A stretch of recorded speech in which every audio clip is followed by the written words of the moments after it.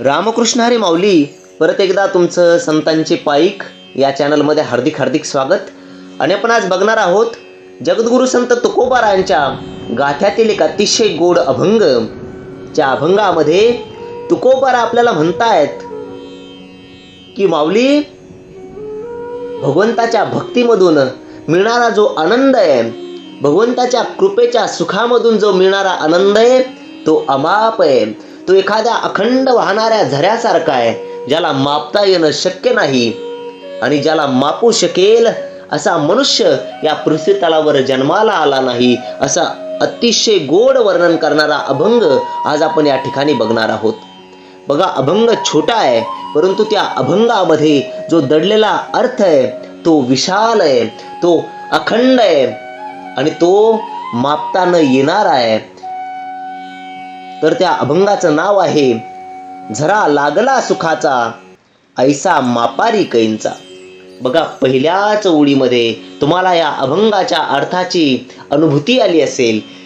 तुम्हाला या अभंगाच्या अर्थाचा अंदाज आला असेल की तुकोबारायांनी काय गोड वर्णन या ठिकाणी केलेलं आहे. पहिले आपण अभंग बघूया आणि त्यानंतर बघूया या अभंगामधून तुकोबाराय आपल्याला कुठला संदेश देत आहेत, तुकोबाराय कशाचं वर्णन करतायत.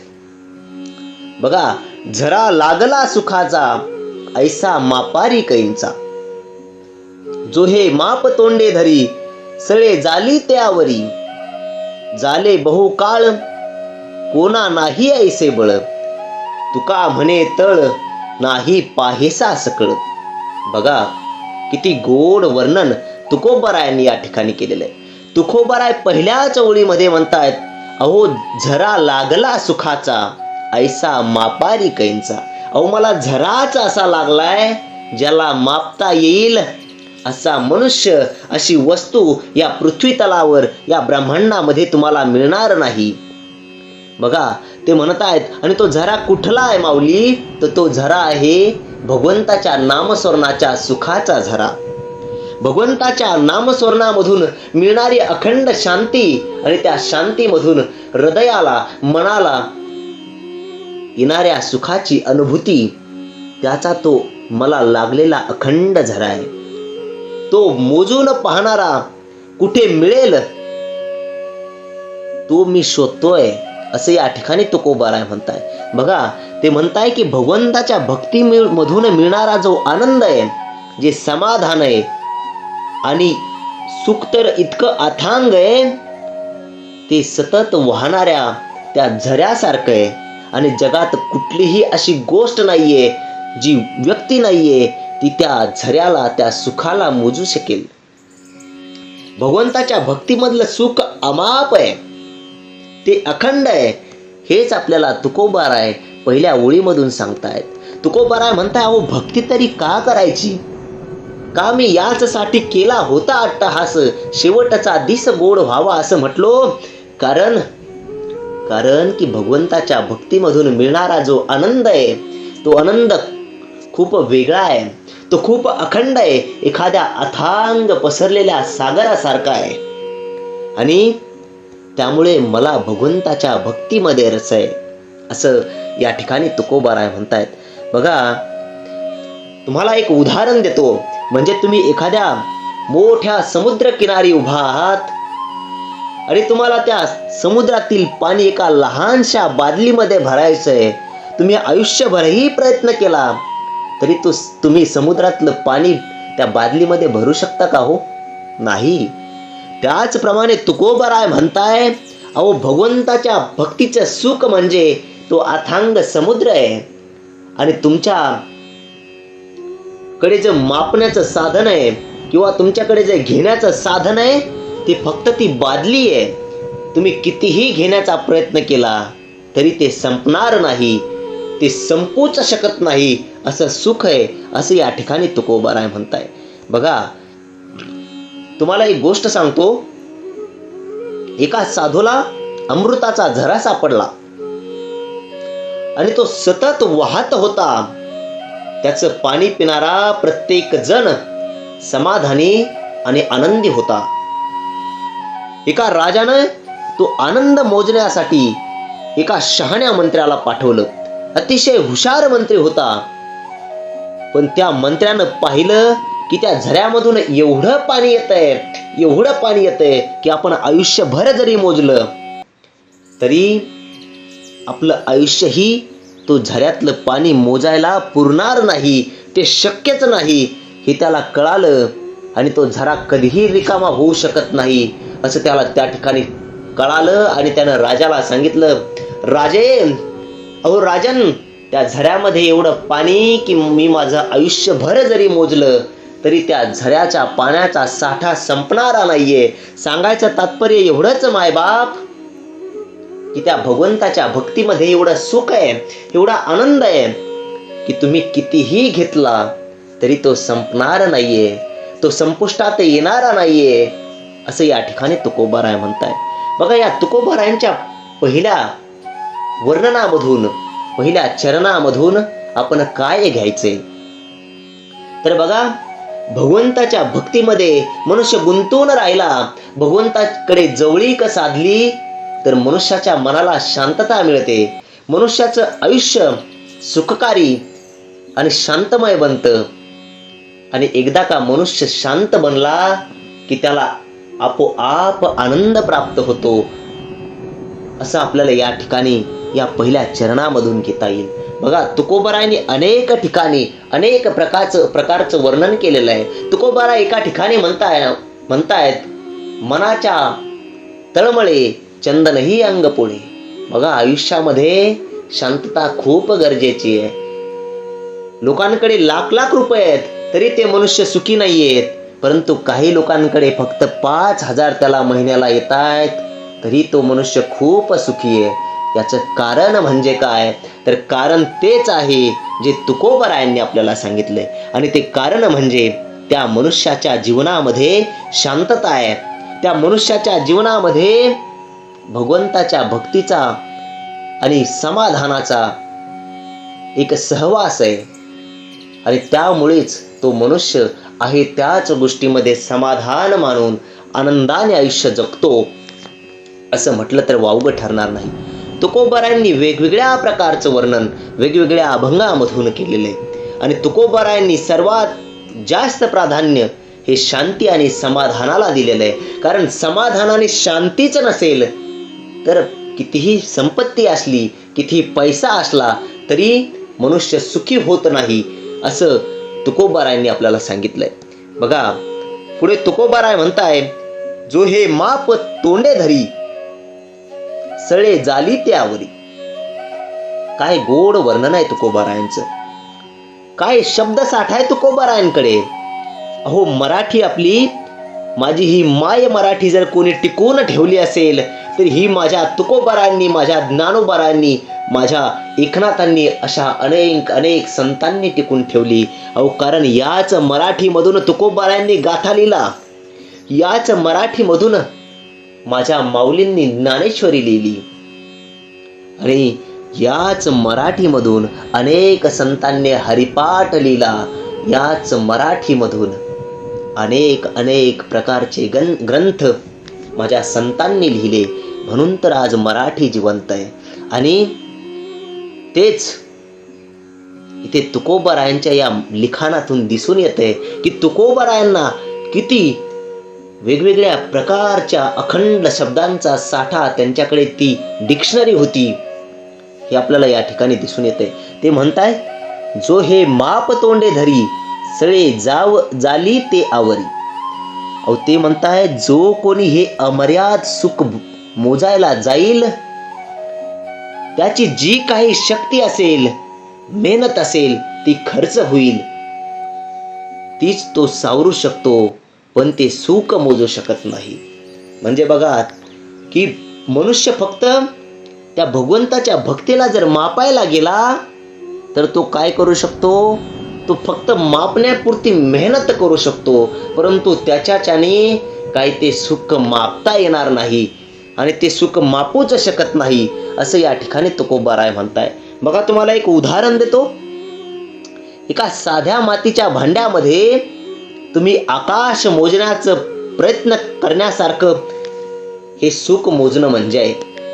म्हणजे एक छोटंसं मातीचं भांड बनवावं आणि तिथे म्हणावं की मी याने आकाश मोजेल. आणि आकाश मोजण्यामध्ये आपली फक्त शक्ती वायाला जाईल, परंतु ते आकाश मोजता येणार नाही.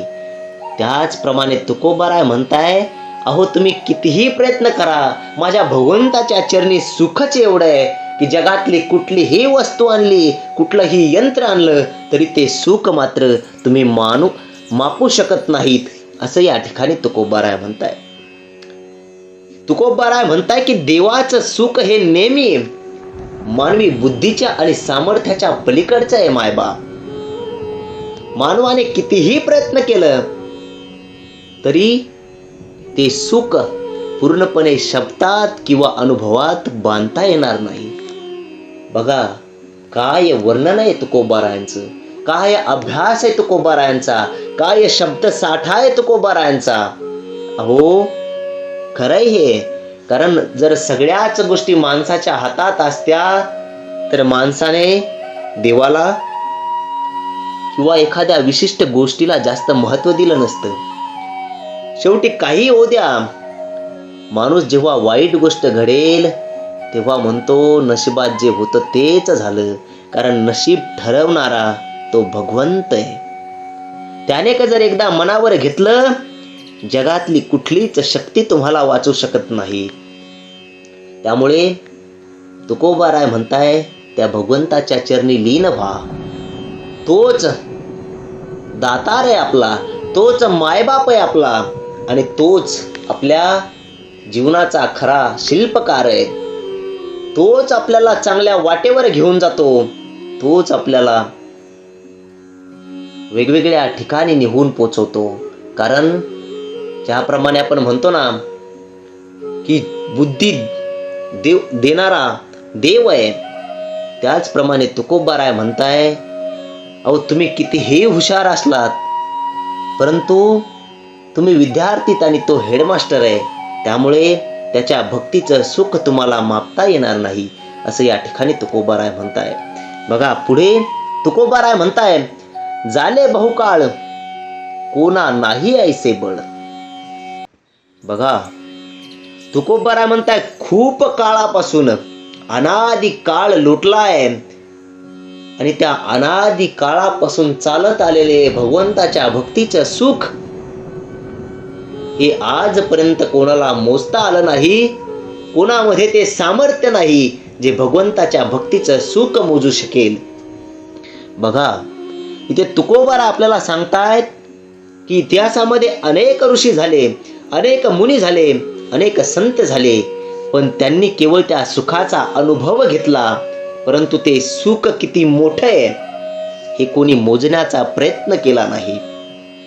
कारण तो समुद्र आहे आणि त्या समुद्राला तुम्ही कवळ्यात घेण्याचा प्रयत्न केला तर तुम्ही काय राहणार आहेत, किंवा तुम्ही त्याला कवळ्यामध्ये बांधून ठेवू शकणार आहेत? शक्यच नाही. त्याचप्रमाणे तुकोबाराय आपल्याला म्हणतायत की त्यांना हे माहीत होतं की कोणत्याच मानवामध्ये ती शक्ती नाहीये जी शक्ती ते भगवंताच्या भक्तीचं सुख मापू शकेल. परत परत तुकोबाराय आपल्याला हेच सांगतायत की भगवंताच्या चरणी भगवंताच्या भक्तीमध्ये खूप अथांग असं सुख दडलेलं आहे. सुख आहे, फक्त तुम्ही काय करा, भक्ती मार्गाला लागा. आणि जेव्हा तुम्ही भक्ती मार्गाला लागाल तेव्हा सर्वात पहिले तुमच्या मनामध्ये, तुमच्या ध्यानामध्ये एक गोष्ट प्रवेश करेल, ती म्हणजे समाधान. अरे जेव्हा तुमच्याकडे समाधान येईल तेव्हा तुमचं जीवन शांततेने भरलं जाईल, आणि जेव्हा शांतता येते तेव्हा मनुष्याच्या जीवनामध्ये आपोआप आनंद प्रवेश करतो. तेच या ठिकाणी आपल्याला तुकोबाराय म्हणताय. बघा पुढे तुकोबाराय म्हणताय, तुका म्हणे तळ नाही पाहिसा सकळ. तुकोबाराय म्हणतायत की हे सुख पूर्णपणे अनुभवलंय मी, परंतु त्याच्यामध्ये कुठल्याही प्रकारचा तळ मला अजून सापडला नाही, तो मला मिळाला नाही. ते खूप मोठं सुख आहे, असे या ठिकाणी तुकोबाराय आपल्याला म्हणताय. बघा इथे एक तुम्हाला उदाहरण देतो की बाबांनो, एखादी गोष्ट आहे, एखाद्या विहिरीमध्ये खूप 10-15 परस पाणी भरलेलं आहे आणि एखादा छोटासा एखाद्या वस्तूचा तुकडा त्या विहिरीमध्ये पडावा आणि आपण त्या विहिरीमध्ये त्या तुकड्याला सापडण्याचा प्रयत्न करावा, परंतु तो तुकडा आपल्याला त्या पाण्यासमोर सापडू शकत नाही.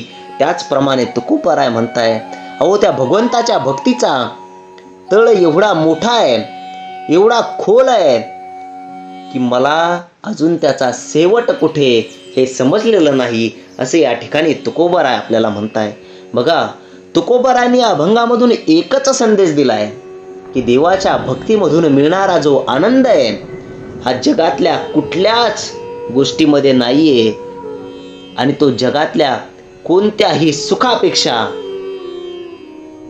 कमी नाहीये आणि तो अमर्याद आहे, तो अखंड आहे, त्याला मोजू शकन असं या जगात कुठलंच साधन नाहीये, हे आपल्याला या ठिकाणी तुकोबारायांनी सांगितले.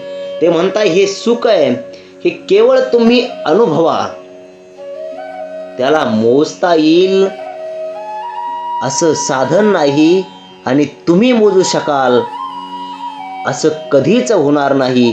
तुम्ही आयुष्यभर प्रयत्न केला, तुम्हाला अनुभव घेता येईल, परंतु तुम्ही त्याला मोजू शकणार नाहीत. असं त्याला मर्यादा घालायचा प्रयत्न करू नका, त्याला मर्यादेच्या नजरेने पाहू नका, कारण समुद्राचा तळ कुठपर्यंत आहे हे ज्याप्रमाणे कोणालाच कळालं नाही, त्याचप्रमाणे तुकोबाराय म्हणताय की त्या भगवंताच्या भक्तीचा महिमा, भगवंताच्या भक्तीचं जे सुख आहे ते किती अखंड आहे, त्याचा तळ शेवट कुठे हे कोणालाच कळालेलं नाही. त्यामुळे तुम्ही फक्त अनुभव घेत राहा, त्याला मुपण्याचा प्रयत्न करू नका, असंच या ठिकाणी आपल्याला तुकोबारायांनी सांगितलंय. तुकोबारायांचा एकच संदेश आहे की तुम्ही आयुष्यामध्ये सुख मिळवा, पण ते सुख तुम्हाला भेटेल ते भगवंताच्या सेवेमध्ये भेटेल, भगवंताच्या भक्तीमध्ये भेटेल.